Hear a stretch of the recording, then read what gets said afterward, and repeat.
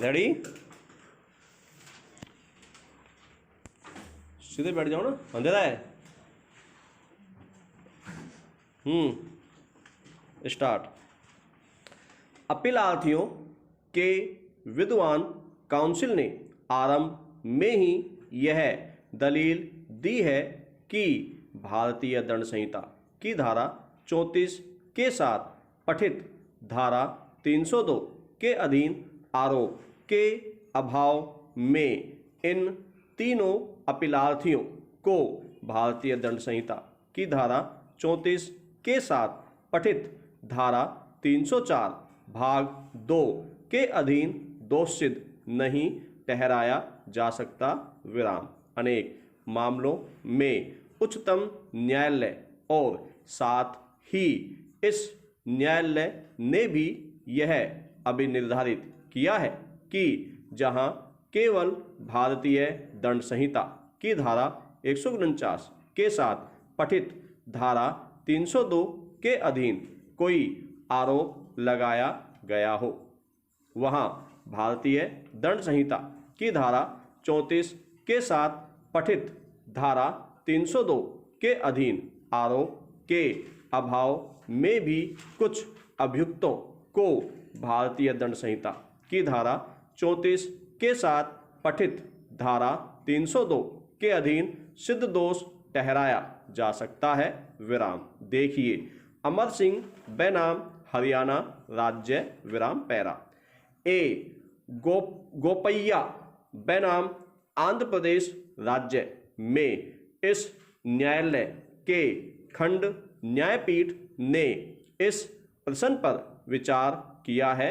विराम। ऐसा ही एक अन्य मामला भी है जिसमें अभियुक्त पर केवल भारतीय दंड संहिता की धारा 149 के साथ पठित धारा 302 के अधीन आरोप लगाया गया था, किंतु भारतीय दंड संहिता की धारा 34 के साथ पठित धारा 302 के अधीन कोई आरोप नहीं लगाया गया। विराम। तथापि सेशन न्यायाधीश ने उनमें से 7 अभियुक्तों को भारतीय दंड संहिता की धारा 34 के साथ पठित धारा 302 के अधीन दोष सिद्ध कर दिया।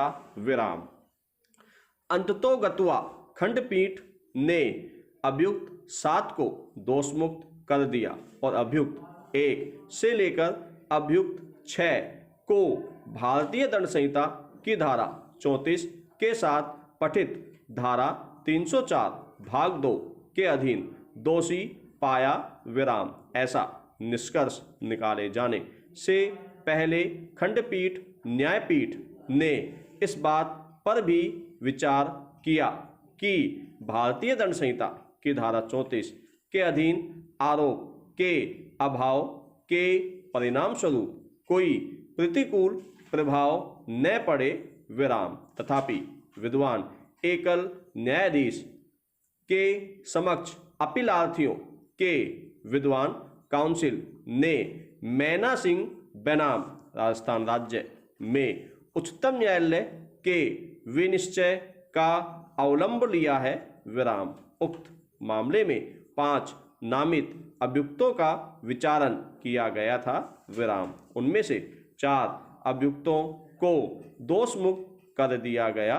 विराम। प्रश्न यह उठा कि क्या शेष एकमात्र अभियुक्त को भारतीय दंड संहिता की धारा 149 के साथ पठित धारा 302 के अधीन अथवा भारतीय दंड संहिता की धारा 34 के साथ पठित धारा 302 के अधीन दोष सिद्ध किया जा सकता है।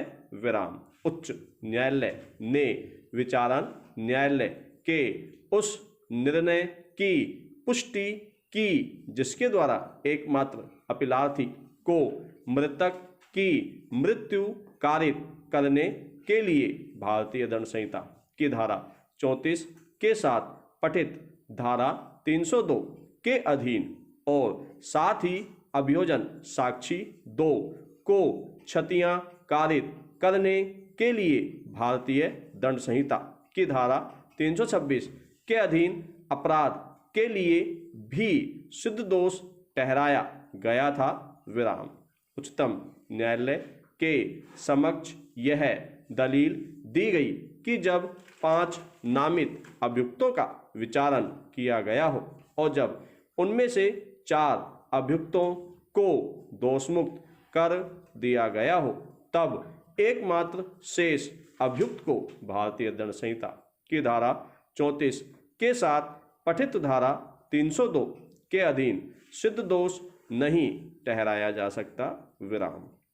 उच्चतम न्यायालय के विद्वान न्यायाधीशों ने प्रथमतः यह अभिनिर्धारित किया कि कथित मामले में यदि आरोप में केवल नामित व्यक्तियों को ही सह अभियुक्त के रूप में बताया गया हो और अभियोजन साक्षियों ने अपने परिसाक्ष्य को केवल उन अभियुक्तों तक ही सीमित रखा हो, तब भी यह निष्कर्ष निकाला जाना अनुज्ञेय होगा कि उन व्यक्तियों के अलावा जिनका आरोप में उल्लेख किया गया है, दूसरे नामित या अनामित व्यक्ति भी अपराध